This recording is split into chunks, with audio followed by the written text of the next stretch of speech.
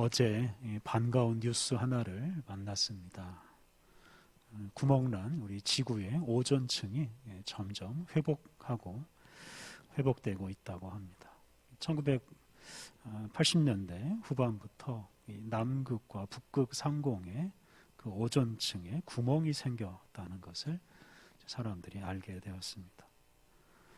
그리고 그 구멍난 오존층으로 들어오는 그 해로운 햇빛 때문에 많은 사람들이 피부암에 걸렸다는 것도 알게 됐습니다. 특히 호주가 그런 가장 큰 피해를 입었습니다. 이런 사실을 알게 된 후에 세계 여러 나라들이 협력해서 오존층에 구멍이 생기는 원인을 조사하고 그 원인이 에어컨이나 냉장고의 냉매, 또 이 스프레이에 사용되는 이 프레온 가스라는 것을 알게 되었습니다. 그 후에 이 프레온 가스를 사용하지 말자는 국제 협약이 맺어졌고 나라들이 이것을 잘 지켰습니다. 그래서 지금은 99%가 사라졌다고 합니다. 그 결과로 이 오존층이 점점 회복되어서 이제 구멍이 메워지고 있다고 합니다. 수십 년 내로 다 회복이 될 거라고 합니다.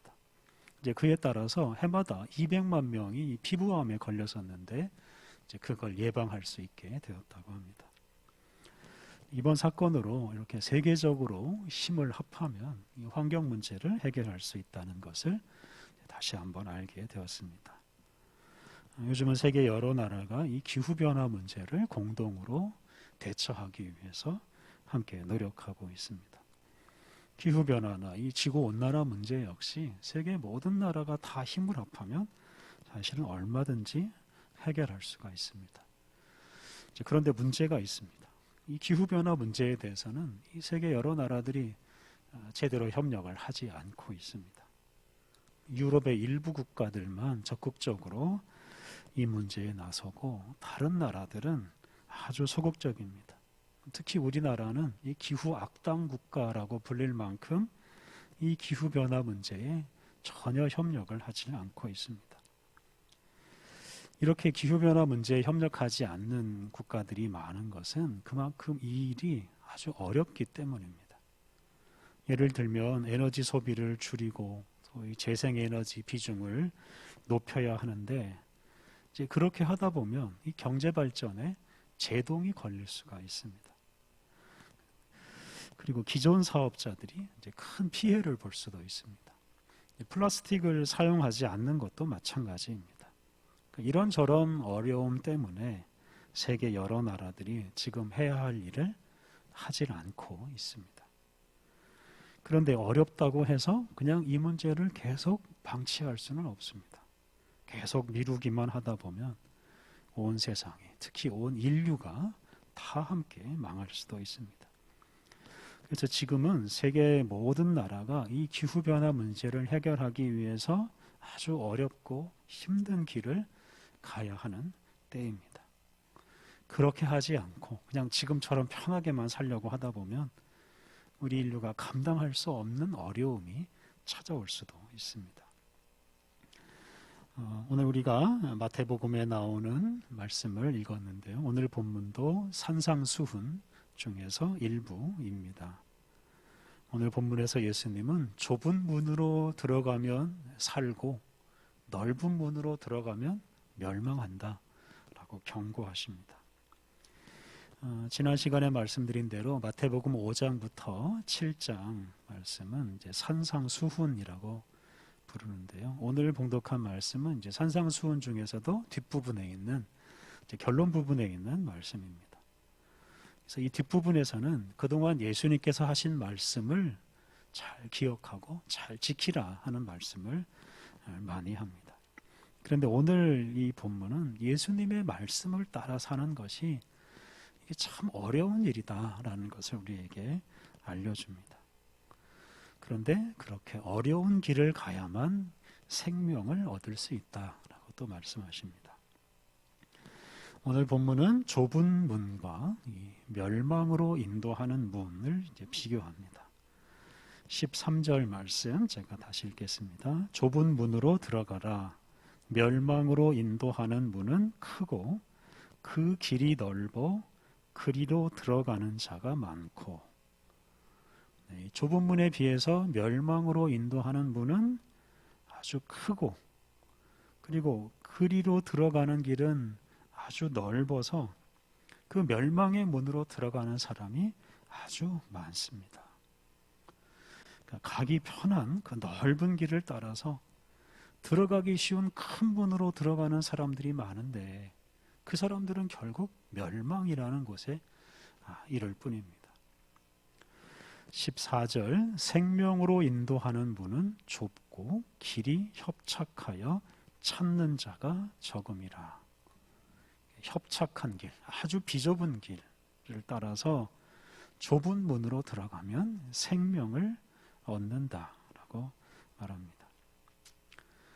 우리가 잘 알듯이 너무 쉽고 편하게 살려고 하는 사람의 인생은 사실 실패할 가능성이 큽니다. 반면에 험하고 힘든 길을 헤쳐나가는 사람의 인생은 성공할 가능성이 훨씬 더 큽니다. 그러니까 험하고 힘든 길을 마다하지 않아야 세속적인 성공도 거둘 수가 있습니다. 그런데 우리의 신앙생활은 더더욱 그렇습니다. 오늘 본문 뒤에 나오는 마태복음 8장 18절 이하 말씀을 보면 많은 사람들이 예수님께 몰려옵니다. 그 중에는 예수님을 따르는 제자가 되겠다고 하는 사람들도 있었습니다. 그런데 그때 예수님은 그 제자가 되겠다고 하는 사람을 환영하지 않으셨습니다. 예수님은 당신을 따르겠다고 한 어떤 사람에게 여우도 굴이 있고 공중의 새도 거처가 있으되 인자는 머리 둘 곳이 없도다 라고 말씀하셨습니다. 예수님은 잠잘 곳이 없는 분이라는 뜻인데요. 그래서 예수님을 따르려면 노숙할 각오를 해야 한다는 뜻입니다. 예수님은 당신을 따르는 것이 결코 편하거나 화려한 일이 아니다라고 강조하셨고, 또한 당신의 제자들에게 당신을 따르려면 십자가를 지고 자기 십자가를 지고 따라야 한다고도 말씀하셨습니다. 그래서 이 예수 믿는 일, 우리의 신앙생활은 결코 쉬운 일이 아닙니다. 신앙생활은 비좁은 길을 따라서 좁은 문으로 들어가는 것과 같습니다. 그리고 그 결과 마지막에는 생명을 얻습니다. 그러니까 이런 신앙생활의 신비를 잘 모르고 그냥 편하고 즐겁게 살기 위해서 신앙생활을 하는 사람은 이게 신앙생활이 뭔지도 모르고 그냥 중간에 신앙생활을 끝내버릴 수도 있습니다. 여러분, 신앙생활의 진정한 목표가 무엇입니까? 그것은 바로 생명입니다. 생명. 그러니까 편하고 화려하게 사는 게 우리 신앙생활의 목표가 될 수가 없습니다. 지금은 힘들더라도 잘 참으면 나중에 하나님 나라 가서 편하고 화려하게 살 것이다. 이런 소망을 품고 신앙생활하는 사람은 잘못된 길로 갈 가능성이 훨씬 더 큽니다. 요한복음 3장 16절 우리가 잘 아는 말씀입니다. 하나님이 세상을 이처럼 사랑하사 독생자를 주셨으니 이는 그를 믿는 자마다 멸망하지 않고 영생을 얻게 하려 하심이라. 하나님께서 예수님을 우리에게 보내주신 목적은 바로 우리가 예수님을 믿어서 영생을 얻는 것입니다. 영원한 생명을 얻는 것, 이것이 바로 우리 신앙생활의 목적입니다. 그런데 오늘 본문은 그냥 편하고 화려하게만 살려고 하는 사람은 이런 생명으로부터 점점점 멀어져서 오히려 멸망으로 간다고 경고합니다. 여러분, 편하고 화려하게 살고자 하는 것은 우리 육체적인 욕망, 우리 몸의 욕망입니다. 우리의 몸이 요구하는 것입니다. 그런데 우리의 몸이라는 것은 언젠가는 죽음에 이르고 맙니다.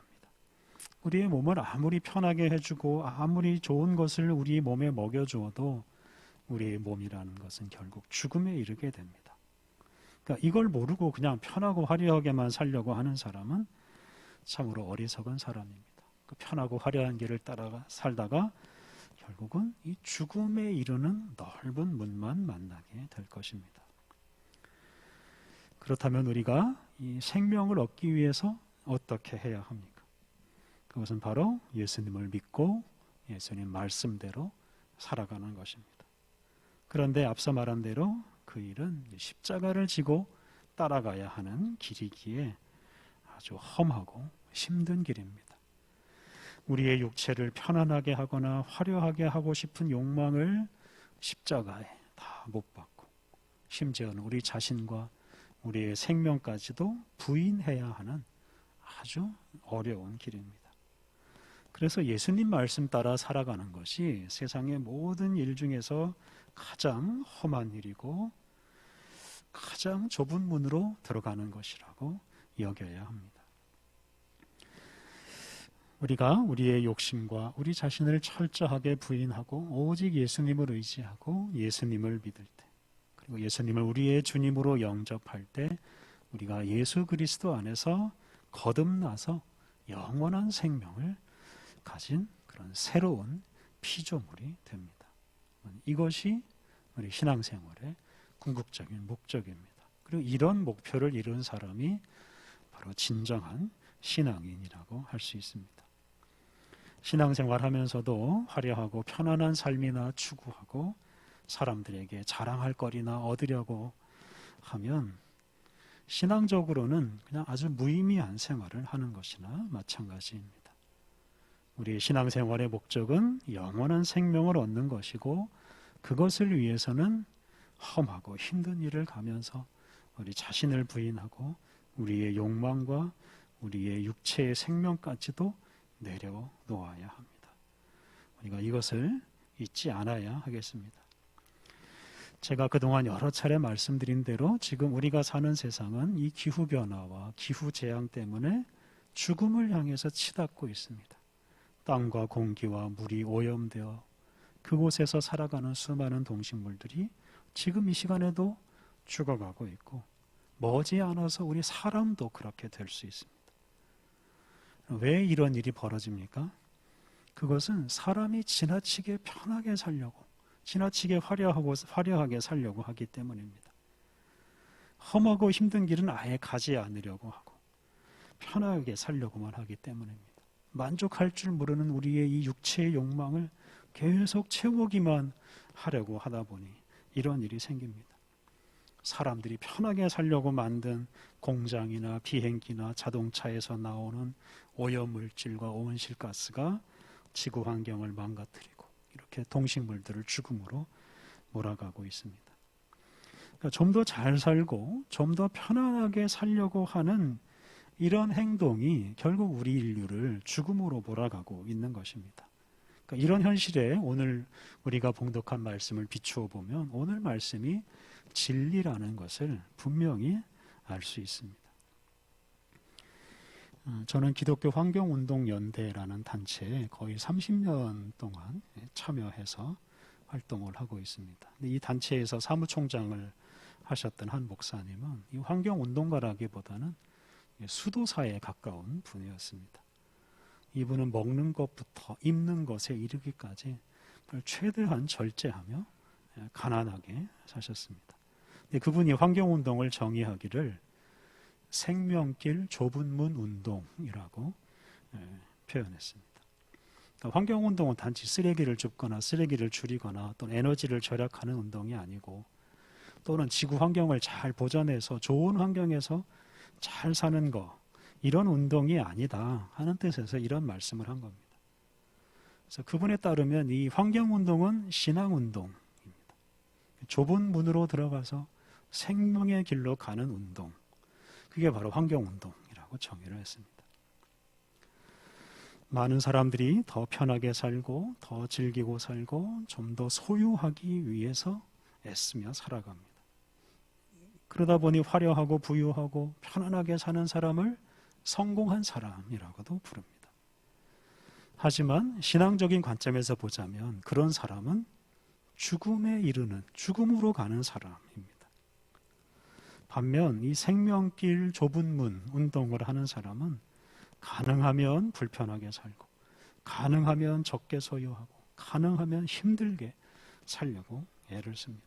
자동차로 5분이면 갈 거리를 걸어서 1시간 동안 걸어가기도 합니다. 이제 그렇게 함으로써 지구 환경이나 다른 동식물에게 피해를 주지 않으려고 애를 씁니다.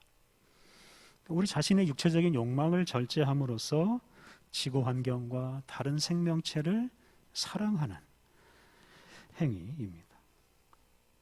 우리가 예수님의 말씀을 따라서 우리의 욕심과 심지어 우리 자신까지 부인할 때 우리가 다른 생명체에게 해를 끼치지 않을 뿐만 아니라 그러할 때 우리가 예수 그리스도 안에서 새로운 생명을 얻을 수가 있습니다. 이런 의미에서 환경운동은 곧 신앙운동이라고 할 수 있습니다.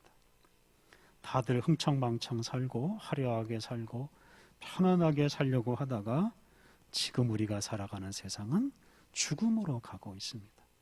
이런 시대에 정말 생명길 좁은 문 운동을 하는 사람이 이런 세상에 진정한 생명을 가져올 수가 있습니다. 우리가 잘 아는 앙드레지드라는 사람이 좁은 문이라는 소설을 썼는데요. 그 소설은 제롬과 알리사라는 이 두 사람의 사랑 이야기입니다. 제롬이라는 남자는 오로지 이 알리사라는 여자만을 사랑했습니다. 그래서 이 알리사와 결혼해서 가정을 꾸리는 것이 유일하고 가장 큰 소원이었습니다. 그래서 알리사만 사랑하는 아주 순수한 사랑을 했습니다. 그런데 이 알리사는 이 제롬이라는 남자를 사랑하면서도 다른 사람들 걱정도 많이 했습니다. 자기 동생을 사랑하고 자기 부모님을 사랑하고 또 하나님을 사랑했습니다. 이렇게 많은 사랑을 하다 보니까 이 제롬의 청혼을 받아들일 수가 없었습니다. 알리사는 사랑할 사람이 너무 많아서 이 제롬만 사랑할 수가 없었습니다. 알리사는 자기가 걷는 길이 너무 좁아서 제롬과 함께 걸을 수가 없다 하고도 말을 했습니다. 사실 제롬은 평범한 사랑, 순수한 사랑을 했다고 할 수 있고 반면에 알리사는 아주 특별하고 신앙적인 사랑을 했다고 할 수 있습니다. 이런 입장 차이 때문에 결국 두 사람은 결혼하지 못하게 되었습니다. 이 알리사의 사랑을 이해하지 못하는 사람이 있을 수 있습니다. 이 알리사는 광신도다라고 비난할 수도 있겠습니다. 하지만 알리사처럼 한 사람만 사랑하는 게 아니라 더 많은 사람을 사랑하고 심지어 다른 피조물까지 사랑하는 사람이 있다는 것은 좋은 일입니다. 알리사처럼 정말 좁은 길을 가는 사람이 있어야 이 세상이 좋은 세상이 될 수 있습니다. 많은 사람들이 그냥 자기 욕심을 채우기 위해서 살고 있습니다. 자기를 좋게 하는 사랑을 하며 살고 있습니다. 그런데 다들 이렇게 살고 다들 자기 중심의 사랑을 하고 좁은 문으로 가려고 하는 사람이 없으면 여러분 이 세상은 어떻게 되겠습니까? 많은 생명이 죽어가는 우리 시대에 누군가는 좁은 문으로 들어가야 합니다. 그리고 이런 일은 바로 우리 그리스도인들이 앞장서야 합니다. 넓은 문으로 들어가서 멸망에 이르는 길을 갈 것인지 좁은 문으로 들어가서 생명에 이르는 길을 갈 것인지 우리는 둘 중에 하나를 선택해야 됩니다. 그 중간에 어정쩡한 그런 문은 없습니다. 예수님께서는 우리에게 어렵고 힘든 문을 선택하라고 말씀하십니다. 예수님은 좁은 문으로 들어가서 생명을 얻으라고 말씀하십니다. 우리가 예수님의 말씀에 순종해서 좁은 문으로 들어가 생명으로 가는 그 길을 갈 때 우리가 영원한 생명을 얻을 뿐만 아니라 우리가 살아가는 이 세상이 죽음의 위험에서 벗어나서 생명을 얻게 될 것입니다. 좁은 문으로 들어가서 험한 길을 가는 것이 그런 의미에서 참으로 복된 일입니다. 또한 하나님께서 성령님을 보내셔서 우리가 그 복된 길을 갈 수 있도록 도와주십니다. 우리 모두 힘을 내서 좁은 문으로 들어가서 생명의 길을 가야 하겠습니다. 우리 함께 기도하겠습니다. 하나님, 예수 그리스도 안에서 우리를 부르셔서 좁은 문을 통해 생명의 길을 가게 하시니 감사합니다. 하나님, 많은 이들이 육체의 욕심에 빠져 큰 문과 넓은 길로 가고 그로 인해 온 세상이 죽음으로 치닫고 있습니다. 육체의 욕망을 채우는 일에 빠져 죽음에 이르고 있습니다. 하나님, 어리석은 우리 인류를 긍휼히 여겨 주옵소서. 예수님께서 말씀하신 길을 따라 좁은 문으로 들어가는 것이 영원한 생명을 얻는 길임을 깨닫게 하옵소서. 하나님, 육체의 욕망과 우리 자신을 부인하고 비좁고 험한 길을 따라 영원한 생명을 얻게 하옵소서. 무수한 생명이 죽어가는 시대에 우리들이 예수님을 따라서 화려하고 편안한 삶을 버리고 십자가를 지고 살아감으로 죽음의 땅에 생명의 빛을 비추게 하옵소서. 예수님의 이름으로 기도드립니다. 아멘.